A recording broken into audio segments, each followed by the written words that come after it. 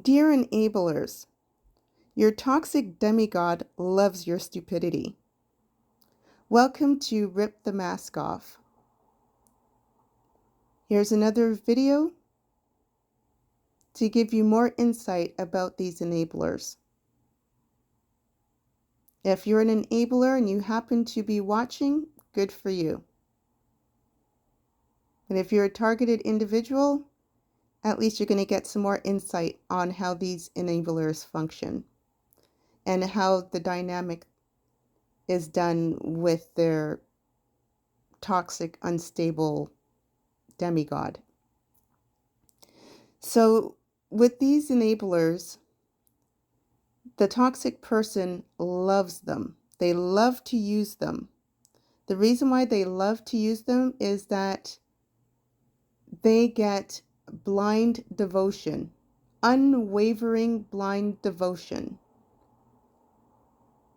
to unstable people. It's literally an unstable person getting admiration and validation from other unstable people.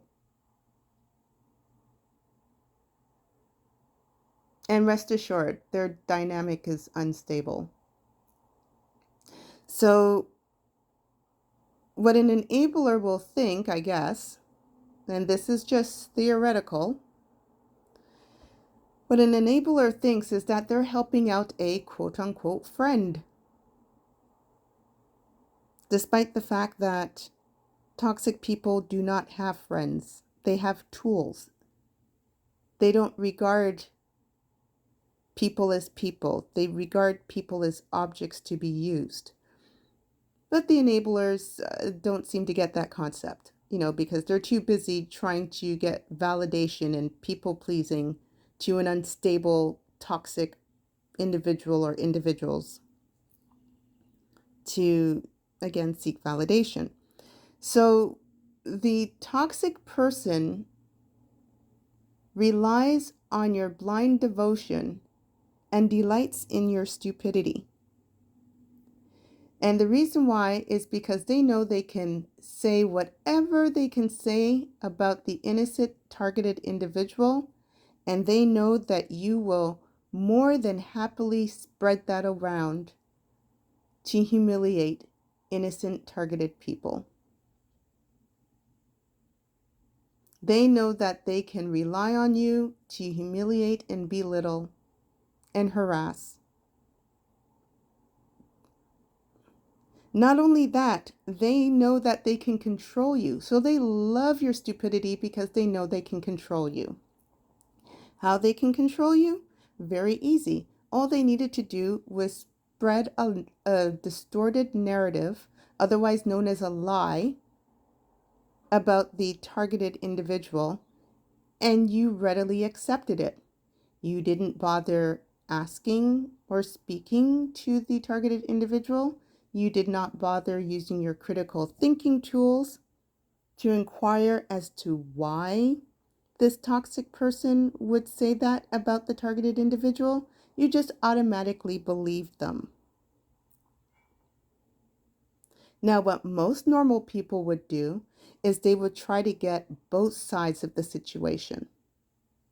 That's what most normal people would do.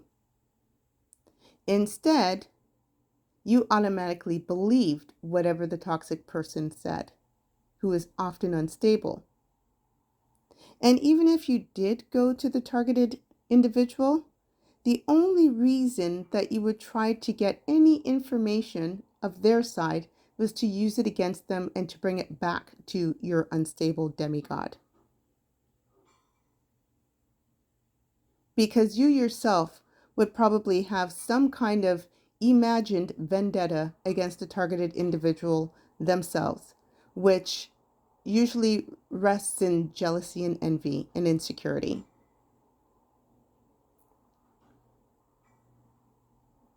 The fact that you allow yourself to be pimped out to harm innocent people reflects your depravity, reflects your amoral nature. And let's go back to the term, reflects your stupidity. But let me say it again so that it's a little nicer. Your demigod that you elected, that unstable, toxic, depraved, diabolical creature, has pimped you out to harm other people that you yourself don't even know, and you're okay with that. How disturbing is that? But not to worry, because you don't have a conscience. You're okay with doing that.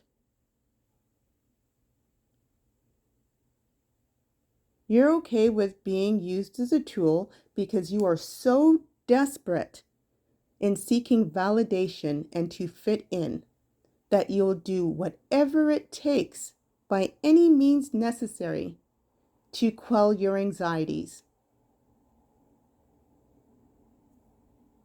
So rather than work on yourself,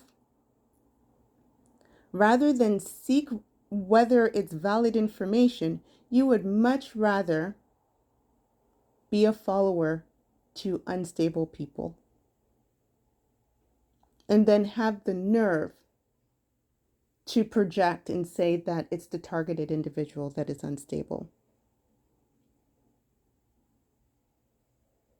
There is nothing rational about it. If you were to actually go and speak to the targeted individual, you would actually realize that a lot of the things that your unstable demigod told you were lies. But you're too afraid to do that because you're far too invested in harming innocent people. That makes you no better than your demigod. And you deserve whatever you get. Natural consequences.